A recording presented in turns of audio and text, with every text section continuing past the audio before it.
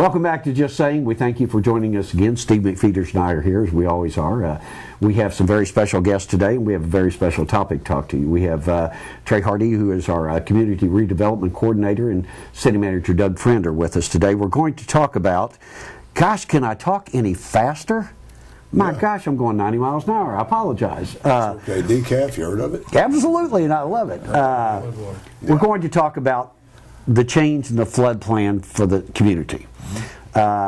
We are taping this on Tuesday, June the 4th. I get lost from time to time. Yesterday, 5th, I apologize. I told you I was lost. On Monday, yesterday afternoon, there was a meeting with FEMA and our Congresswoman. There was good turnout that. There was a bit of a resolution. And Doug, bring us up to date where we are right now today. Well, let me just kind of recap the process. FEMA came in. It was Scott County's turn to have elevations recertified. So they came in with high-tech equipment, basically did a flyover of the whole county, but specifically we're talking about Sikeston. Right. And in this technology allows, as described to us yesterday, 1 million points per second to be calibrated. Okay. And it gives you the elevation. Then they go through engineering hydraulics and they determine where water could stand, or what the watersheds are. When we identified received the maps and did our comparisons, we consistently knew that the areas off the ridge had all traditionally been in a floodplain. Yes. It's been that way since 85 or 86.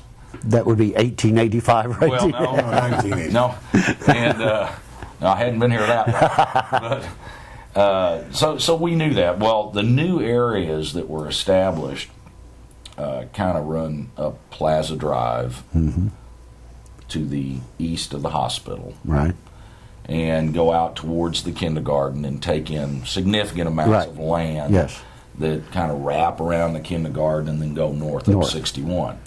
And they basically put that in what they call an A zone, which is very small, shallow flooding. But nonetheless, when you're in a zone, it triggers homeowners or property owners to have to comply with buying flood insurance or go through a process to prove that they are above whatever that designated elevation is, and then they can be taken out. And this is prime developable land in our community. Exactly. And the problems we had in visiting on this was we're on the ridge. Right. And so through Joanne Emerson's office, we were able to have a meeting with the FEMA representatives out of Kansas City. Right. And prior to that, Joanne's office had engaged the folks in Washington, D.C.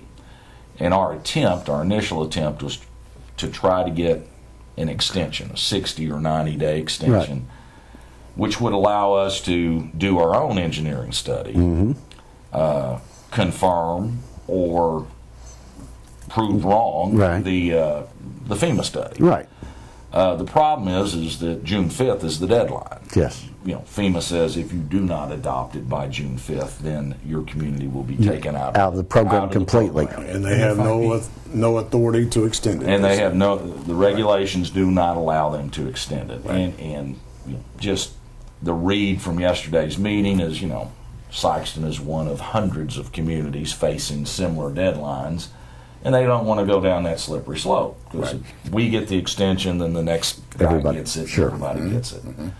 So I really don't think it would have made any difference if we started the process 18 months ago or 10 months ago or whatever. We'd still be where we are today. Right. And basically what FEMA says is you pass the ordinance and then you go out to prove that our data isn't flawed or whatever. So that's where we're at. I mean, we're facing a deadline of midnight tonight for the city council to approve the ordinance. If we approve the ordinance, everything stays the same except those new areas would be impacted. Right. But then that would trigger our independent analysis to match FEMA's analysis to see how much of this we can withdraw from what they propose as a floodplain. And the thing you have to consider is you can't use common sense when looking at this issue, because you think everybody around here understands the complex is below the ridge, everything else is on top of the ridge, so we're going to go show you the difference, and then you're going to make the change. It's not that simple. You can't. You showed them the place, they know the difference, but you can't change it by doing just that. You cannot, as we did, show them a map of where the flooding took place a year ago. You know, most catastrophic flood in 70 years or whatever. We showed a Google Earth map, showed the complex with the water, no water on the ridge. But their head engineer, or their chief of the bureau, debunked that, if you will, through his engineering analysis. You know, just because A, it doesn't mean B, doesn't mean C, et cetera, et cetera. But what was interesting, and where I think we have some opportunity to reduce the land that is being designated, is during this flyover, it doesn't necessarily take into account structures that are buried, culverts that would be buried. And the biggest the biggest point of contention, I guess, that probably wasn't put into the analysis is along Salcedo Road we made significant improvements with a large ditch. Well, the aerial photo was able to pick that up, pick up those grade differences. But when it went into that huge box culvert that discharges into the complex, it couldn't distinguish that. So as they ran their studies, it appeared that ditch just stopped. There was no outlet off of the ridge. So that's one thing that we'll identify and say, you know, this water actually goes out into the complex. And earlier today, after last night's rain, I drove by the complex, and it was a good sight. You could tell where the water went. You saw exactly what you expected to see. Where the water went, and Designed that way. Drove back up around the kindergarten, didn't see any water. So it's going to be a process. I think FEMA has indicated to us that they will give us an expedited review, and that, of course, came through Joanne's discussion. So it's just a matter now to let's get the work done and make our case work with the landowners. Let's make our case and, you know, do the best we can. Some people were just thinking that they couldn't imagine the water coming from Commerce and jumping the ridge, but that's not the issue. The issue is the flooding that could take place on top of the ridge. That's correct. Trey, you've been one of the initial points of contact for FEMA to communicate with our city. A lot of this issue is, and correct me if I'm wrong, and which I am quite often, but it's the issue of pooling in that area. Not that necessarily it would flood, but it could back up and pool in that area and create problems. In combination with what Doug said about the LIDAR indicated that the ditch stopped and would obviously back up in its analytical mind, or whatever you want to call it. Steve, the guy that was with the company that did the LIDAR itself, it picked up on the different heights. And if you've got, 330 here and 329 here and 322 here, the machine is going to calculate that and assume or conclude that that's where the water is going to where it would go. Correct. And since it doesn't have an outlet, it's going to back up. And again, I think John Chittenden brought up the point that, we might be talking anywhere from, 6 inches to maybe a foot. But it still put that property in the new designated flood area, correct. And if, God forbid, worst case scenario, that area remains included in a new revised floodplain, what's the impact on developers or homeowners in that area? Well, the impact will be that a homeowner would have to purchase flood insurance unless they, independent of our study, after our study's done, let's say we were able to exclude 50% of what they proposed.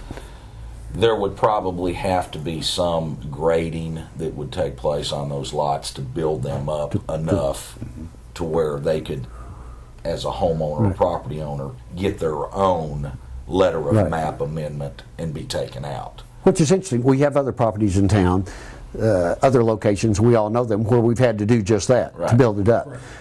But never on the ridge.